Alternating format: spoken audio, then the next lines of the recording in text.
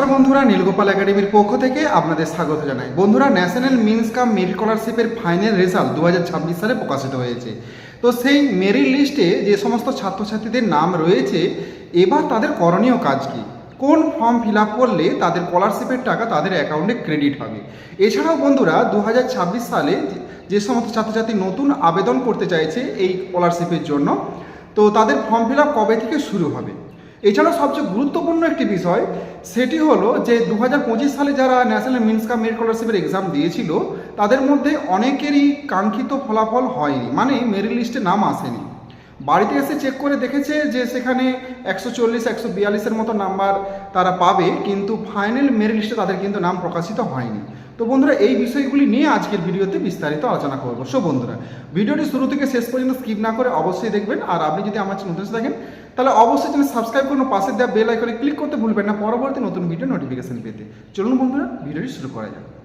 আপনারা জানেন যে ন্যাশনাল মিন্স কাম মেরিট স্কলারশিপের ফাইনাল এক্সাম ডিস্ট্রিক্ট ওয়াইজ প্রকাশিত হয়েছে। তো এখানে আপনার ডিস্ট্রিক্টের পিডিএফ আপনি ডাউনলোড করে দেখে নেবেন যে আপনার এই লিস্টে নাম আছে কি না। যাই হোক, যদি আপনার এই লিস্টে আপনার নাম থাকে, তাহলে আপনার করণীয় কাজ কি? তাহলে ফার্স্ট কাজ হলো বন্ধুরা, আপনি আপনার নিকটবর্তী তথ্যমিত্র কেন্দ্রে গিয়েও কাজটা করতে পারেন। এছাড়াও আপনি নিজের মোবাইল ফোন দিয়েও কাজটা করতে পারেন। এই জন্য প্রথমে আপনাকে গুগলে চলে যেতে হবে। গুগলে যে টাইপ করবেন এনএসপি পোর্টাল, এটা লিখে সার্চ করার পর প্রথমে যে লিঙ্কটা আছে দেখুন, ন্যাশনাল স্কলারশিপ পোর্টাল এনএসপি, এটাতে ক্লিক করবেন।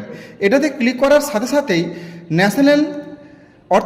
ন্যাশনাল স্কলারশিপ পোর্টাল ওপেন হয়ে যাবে। দেখতেই পাচ্ছেন এনএসপি পোর্টাল এই মুহূর্তে ওপেন হয়ে গেছে 2026-27 একাডেমি ইয়ার 2026-27। তো এখানে স্টুডেন্ট, ইনস্টিটিউট, তো অফিসার, পাবলিক, এই অপশানগুলো রয়েছে। তো এখানে বন্ধুরা এই যে স্টুডেন্ট যে অপশানটা রয়েছে, এই স্টুডেন্ট অপশানটায় প্রথমে ক্লিক করবেন। এখানে ক্লিক করলেই আরেকটি নতুন ওয়েব পেজ ওপেন হয়ে যাবে। তো এখানে অ্যানাউন্সমেন্টে যদি আপনি ভিউ অল অপশানে ক্লিক করেন, তাহলে ভিউ অল অপশানে ক্লিক করার সাথে সাথে আরেকটি নতুন ওয়েব পেজ ওপেন হয়ে যাবে। স্টেপ বাই স্টেপ কীভাবে আপনাকে কাজটা কমপ্লিট করতে হবে সেটা ডিটেলস এখানে দেওয়া রয়েছে। ফার্স্ট কাজ কি করতে হবে, আপনার ফোনের প্লে স্টোর থেকে এই অ্যাপটা নিতে হবে, এনএসপি ওটিআর অ্যাপ, দেখতেই পাচ্ছেন। তো এখানে এই গুগল প্লে এই অপশানটাতে ক্লিক করার সাথে সাথেই এই রকম অ্যাপটা কিন্তু আপনার প্লে স্টোর থেকে সরাসরি ডাউনলোড হবে। তবে এই অ্যাপটাই নেবেন, অন্য অ্যাপ নেবেন না, তাহলে ফ্রড হতে পারে। যাই হোক, এখানে আপনার ওটিআরটা কমপ্লিট করতে হবে। এটা ইনস্টল করবেন, ইনস্টল করার পর এটা কমপ্লিট করবেন। কমপ্লিট করার পর আবার আপনি এখানে ফিরে আসবেন। আসার পরে এরপর আপনাকে কী করতে হবে, এই যে দেখুন ওটিআর লগ ইন, এরপরে ওটিআর লগ ইন করতে হবে। ওখানে একটা ইউজার আইডি পাসওয়ার্ড আপনাকে প্রোভাইড করা হবে, সেটা দিয়ে ওটিআর লগ ইন করবেন। ওটিআর লগ ইন করার পর যাবতীয় ইনফরমেশান দেবেন। দেওয়ার পরে এরপরে আপনাকে অ্যাপ্লাই ফর স্কলারশিপ, তো এখানেও কিন্তু আপনাকে এই অপশানটাও ক্লিক করে এখানে যাবতীয় ইনফরমেশান আপনাকে প্রোভাইড করতে হবে।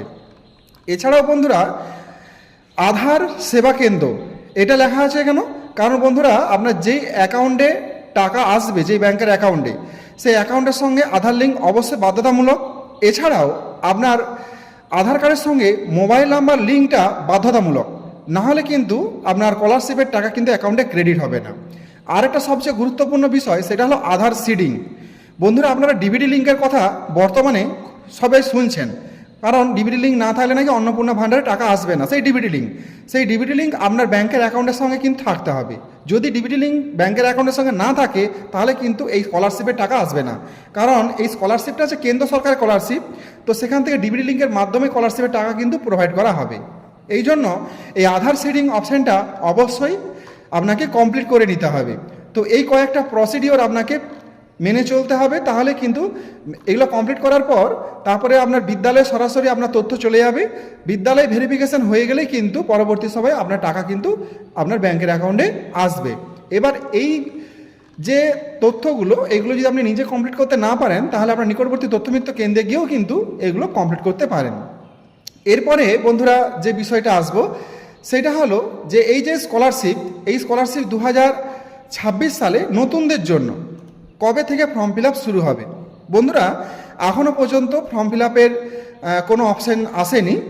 তো ফর্ম ফিল আপ খুব শীঘ্রই কিন্তু শুরু হয়ে যাবে। তো এটা জুন মাস চলছে, জুন মাসের শেষের নাগাদ এবং জুলাই মাসের ফার্স্ট উইকে কিন্তু ফর্ম ফিল আপ শুরু হয়ে যাবে। ফর্ম ফিল আপ শুরু হয়ে গেলে ভিডিওর মধ্যে দিয়ে আপনাদের জানিয়ে দেবো, আপনারা অবশ্যই ফর্ম ফিল আপ করবেন। তো আপনারা জানেন যে এই স্কলারশিপ শুধুমাত্র অষ্টম শ্রেণীর ছাত্রছাত্রীদের জন্য। অষ্টম শ্রেণীর ছাত্রছাত্রী যারা সপ্তম থেকে অষ্টমে উত্তীর্ণ হয়েছে, যাদের 55% মার্কস রয়েছে, একমাত্র তারাই কিন্তু এই স্কলারশিপে এক্সাম দিতে পারবে। এরপরে আসি সবচেয়ে গুরুত্বপূর্ণ বিষয়, যে রেজাল্ট তো প্রকাশিত হয়েছে। 2025 সালে যে সমস্ত ছাত্রছাত্রীরা এই ন্যাশনাল মিনস কাম মেরিট স্কলারশিপের এক্সাম দিয়েছিল, তাদের রেজাল্ট প্রকাশিত হয়েছে। কিন্তু বন্ধুরা, এরকম অনেক ছাত্রছাত্রী রয়েছে যারা বাড়িতে এসে চেক করে দেখেছে যে তারা 140 142 নম্বর পাবে 190-এর মধ্যে, তা সত্ত্বেও এই মেরিট লিস্টে তাদের নাম নেই কেন? বন্ধুরা, এটা আমি পশ্চিম মেদিনীপুরের আপনাদের লিস্ট দেখাচ্ছি। তো পশ্চিম মেদিনীপুরে এবছর টোটাল 450 জনকে স্কলারশিপ দেওয়া হয়েছে। দেখতেই পাচ্ছেন 450 জন সিরিয়াল নাম্বার রয়েছে। তো 450 জনকে স্কলারশিপ প্রোভাইড করা হয়েছে। কিন্তু পশ্চিম মেদিনীপুরে ধরুন অনেক ক্যান্ডিডেট পরীক্ষা দিয়েছে। এবার এখানে সিলেকশন কিভাবে হয়? এখানে এসসি, এসটি, ওবিসি এই ক্যাটাগরিগুলো আগে প্রাধান্য দেওয়া হয়। তো এদের জন্যে আলাদা করে ভাগ করে দেওয়া হয় যে এদের জন্য কতগুলো স্কলারশিপ দেওয়া হবে। এই স্কলারশিপটা আপনি যদি লক্ষ্য করেন, এখানে এসসি, এসটি, ওবিসি ক্যান্ডিডেটরা সবথেকে বেশি স্কলারশিপ পেয়েছে। আপনি দেখুন, বেশিরভাগটাই এসসি, এসটি, ওবিসি। এবার কোনো ক্যান্ডিডেট হয়তো এবার সেই এসসিদের মধ্যে এসসি ক্যান্ডিডেট হয়তো দিয়েছে 600 জন এসসি ক্যান্ডিডেট পরীক্ষা দিয়েছে। এই 600 জনের মধ্যে যার নাম্বার সবচেয়ে বেশি সে আগে চান্স পাবে। তো এই রকমভাবে সাজানো হয়েছে। আর জেনারেলদের 135 পেলেই কিন্তু স্কলারশিপ পেয়েছে এবছর। জেনারেল যারা 135-এর উপরে নাম্বার পেয়েছে তারা সবাই কিন্তু স্কলারশিপ পেয়েছে। এবার বন্ধুরা, আপনি হয়তো প্রশ্নে দাগ দিয়ে নিয়ে এসেছেন, কিন্তু আপনার ওএমআরে ভুল থাকতে পারে। ওএমআর যদি ঠিকভাবে ফিল আপ না হয়, সেক্ষেত্রেও নাম্বার অনেক কাটা যেতে পারে। তবে এখানে বেশি এসটিরা প্রাধান্য পেয়েছে, এই জন্য জেনারেল ক্যান্ডিডেট অনেক কম স্কলারশিপ পেয়েছে। এবছর জেনারেল 135 উপরে যারা পেয়েছে তারা পেয়েছে। আর এসটি 90 পেয়েও কিন্তু এই স্কলারশিপ পেয়েছে। শুধুমাত্র 90 পেয়েও কিন্তু এই স্কলারশিপের কিন্তু টাকা পাবে। তো বন্ধুরা, আশা করি আপনারা প্রত্যেকে বুঝতে পেরেছেন। সো বন্ধুরা, আজ এই পর্যন্তই। দেখা হয় পরবর্তী নতুন কোনো ভিডিওতে নতুন কোনো টপিক নিয়ে। ততক্ষণ আপনারা প্রত্যেকে ভালো থাকুন, সুস্থ থাকুন।